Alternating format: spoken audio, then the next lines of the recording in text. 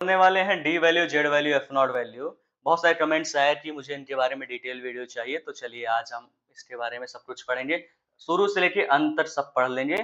यहाँ तक ये पढ़ेंगे इसमें कि हम जेड वैल्यू कैलकुलेशन कैसे होती है, डी वैल्यू कैलकुलेशन कैसे होती है और एफ नॉट वैल्यू की पूरी वेरिएबल जो वहाँ कैलकुलेशन होती है, उन सब के बारे में डिटेल पढ़ेंगे। आपस में इंटरलिंक पढ़ेंगे, कैसे ये आपस में एक दूसरे से इंटरलिंक है। तो सबसे पहले सब्सक्राइब कर लो और लाइक कमेंट बाद में करना, कोई इशू नहीं, जब मन हो तब। तो सबसे पहले शुरू करते हैं D value. D value is the time required at a specific temperature to reduce the microbial population by 90%। मतलब किसी भी पॉपुलेशन को 90% समाप्त करने में जो टाइम लगता है उस टाइम को हम डी वैल्यू बोलते हैं एट अ स्पेसिफिक टेम्परेचर। किसी भी स्पेसिफिक टेम्परेचर पे जब किसी पॉपुलेशन के 90% तक समाप्त कर दिया जाए या उस माइक्रो पॉपुलेशन का 1 लॉ रिडक्शन निकाल लिया जाए, तो उस समय को हम डी वैल्यू बोलते हैं। और जो हमारा स्पेसिफिक टेम्परेचर होता है वो होता है 121, है ना, डिग्री सेल्सियस, सेल्सियस में होता है ये।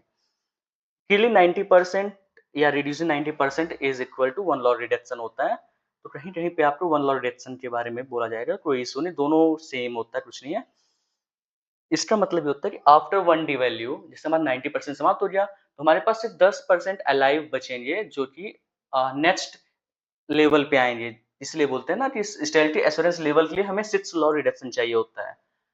इसीलिए चाहिए होता है क्योंकि 6 लॉ रिडक्शन के बाद ही हम 99.99% तक किल कर सकते हैं किसी माइक्रोब्स को, है ना।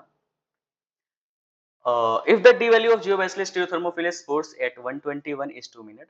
हम बहुत प्यारा सा अपना बायोलॉजिकल इंडिकेटर लेंगे, कौन सा लेंगे, जियोबैसिलस स्टीरियोथर्मोफिलस। इसके बारे में पढ़ेंगे तो ये बोलता है कि इसकी जो डी वैल्यू है वो 2 मिनट है। तो 2 मिनट के बाद हमारे पास 90% स्पोर्स इसके समाप्त हो जाएंगे, 10% बचेंगे। एग्जाम्पल पे लेते हैं, मान लो हमारे पास 10,000 स्पोर हैं, ठीक। जियोबैसिलस स्टीरियोथर्मोफिलस का 10,000 स्पोर्स हैं। तो 2 मिनट बाद जो डी वैल्यू है, 2 मिनट बाद इसमें सिर्फ 8,000 जो होंगे वो बचेंगे, बाकी 9,000 जो है वो मर जाएंगे। क्लियर हुआ? हुआ क्लियर? 10,000 है, 90% समाप्त हुआ, मतलब 9,000 समाप्त हो गया, सिर्फ 8%, 10% बचा, 10% मतलब 8,000 बचेगा हमारा।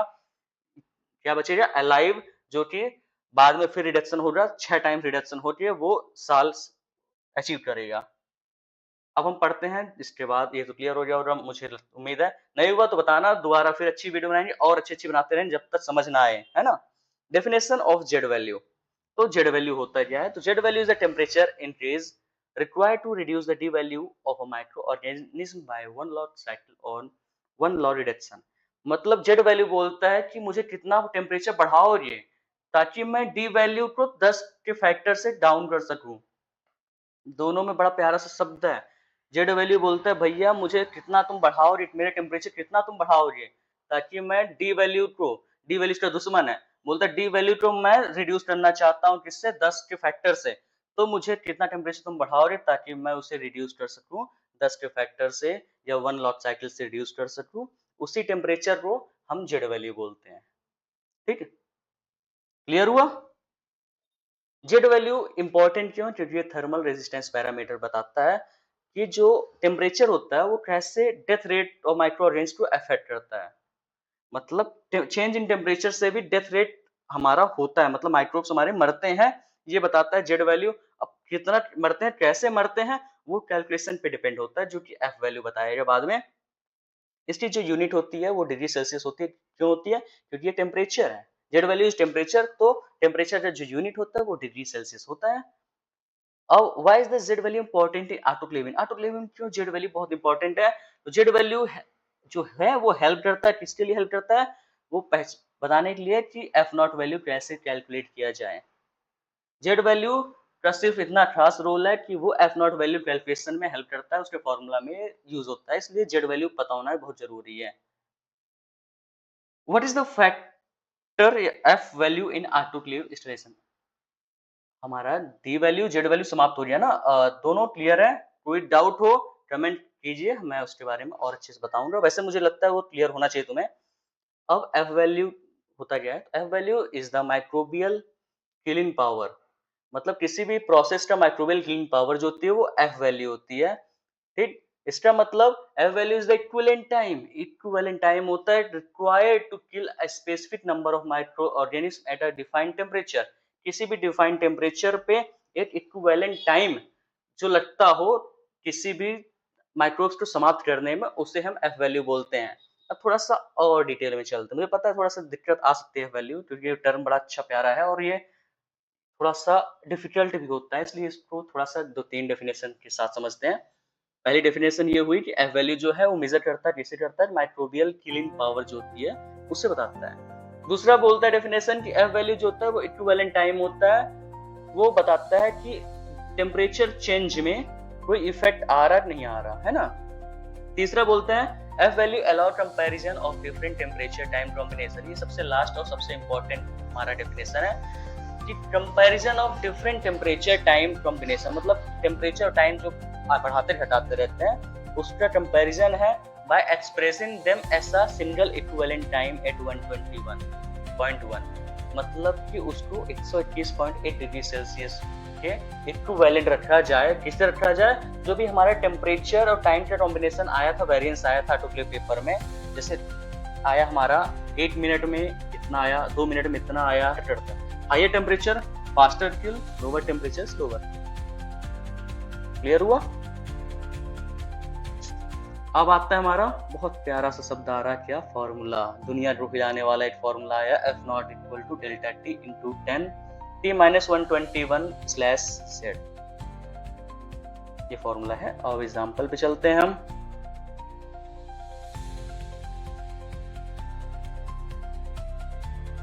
तो दोस्तों बहुत इंपॉर्टेंट चीज पढ़ने जा रहे हैं हम पढ़ेंगे calculation of F naught value. F naught value calculate कैसे करते हैं।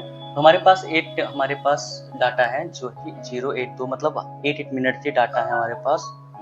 तो ये डाटा का टेम्परेचर भी रेफरेंस में सामने है, 0 का 100, 1 मिनट में हमारे 10 आया था, 2 मिनट में 118, ऐसे ही मतलब वेरिएबल्स हमारे टेम्परेचर आया और टाइम भी हमारा कांस्टेंट 1 मिनट में बढ़ता गया।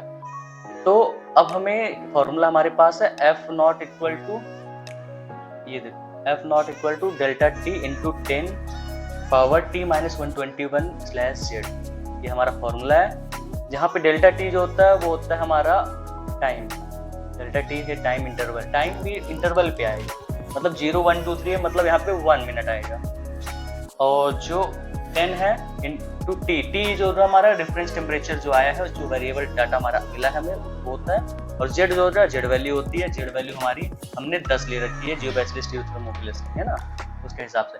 अब हमने एक टेबल बनाया, आप भी बना लो, आप पेन कॉपी ले लो, तभी जो समझ में आएगा। बाकी तो ऐसे पढ़ते रहो, सब वीडियो देखते रहो, कोई फायदा नहीं। दुनिया में बहुत सारी वीडियो बनी है, किसी काम की नहीं है, इसलिए पेन कॉपी जरूरी है, आप लेके बैठो। उसके बाद टेम्परेचर हमारा 0 टाइम पे, मतलब इनिशियल टाइम पे हमारा 100 टेम्परेचर आया। 100 टेम्परेचर हमने निकाला t माइनस 121, तो 100 माइनस 121 कितना होता है, -21.1 आइए हमारा। ऐसे ही हमें सब वेरिएबल्स हमारे जितने डाटा हैं, इन डाटा का हमें t माइनस 121 निकालना है। जो निकालना है क्योंकि यहाँ पे आसानी हो जाएगी, t माइनस 121 तो तुम्हें फॉर्मूला में आसानी रहेगी, है ना, इसलिए निकाल लो आप। निकाला, सेम ये डाटा है, आप इसे देख सकते हो, बाकी आप चाहो तो निकाल के कर लो। फिर अब हमने फॉर्मूला यहाँ लगा दिया, जैसे कि डेल्टा टी हम जानते हैं, डेल्टा टी जो है हमारा ये 1 मिनट है, तो यहाँ पे 1 मिनट इंटू 10 मतलब 1 ही है, तो इसको हटा दो। अब आ गया हमारा 10 की power t minus 121 upon Z. Z जो है हमारा वो 10 मिनट है, तो हमने यहाँ पे /10 10 कर दिया। तो अब ये वैल्यू सारी पुट करो, ये आपका आ जाएगा 0.00776 आपका आएगा F naught value. F naught value कैसे आएगा, 0.00776 इंटू 1 क्या है, delta t is equal contribution to F naught. F naught की वैल्यू है, सारी वैल्यूज सामने से आप लिखते जाओ, यहाँ पे सारा आ जाएगा। ऐसे ही हर जगह होता है, कोई नया 30 मार खान नहीं होता, ये वेरिएबल्स डाटा के लिए है ना। सबकी वैल्यू जैसे 4 है अपना, 4 टाइम पे मतलब 4 मिनट में हमारा जो टेम्परेचर है वो 121 था, तो 121 माइनस 121.1 तो 0.1। अब हमने इसको फॉर्मूला रखा, तो इसका हमारा आया 0.97724, और यही हमारा एफ नॉट वैल्यू कंट्रीब्यूशन है, एफ नॉट वैल्यू है, ये इंडिविजुअल एफ नॉट वैल्यू है। अब हम करेंगे इस सारी कंट्रीब्यूशन को, इंडिविजुअल रीडिंग को एक साथ करके इसे सम अप कर देंगे, एवरेज निकाल लेंगे, है ना। सब एवरेज सबको प्लस करेंगे, एवरेज प्लस करेंगे। तो सारी वैल्यू जब प्लस किया तो हमारा जो आया एफ नॉट वैल्यू, वो अप्रॉक्स आया 4.6, मतलब 4.6 मिनट के इक्विवेलेंट आया।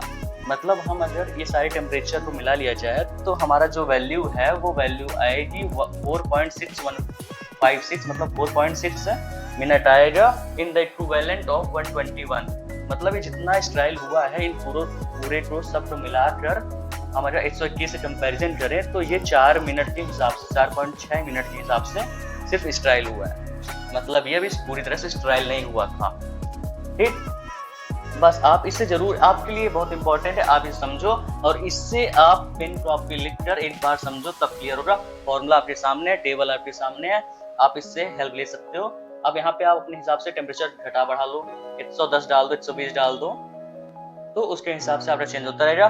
चलिए वीडियो समाप्त करते हैं। आपको समझ नहीं आया कोई बात नहीं, आप कमेंट कर दो और बताओ हमें समझ नहीं आ रहा तो।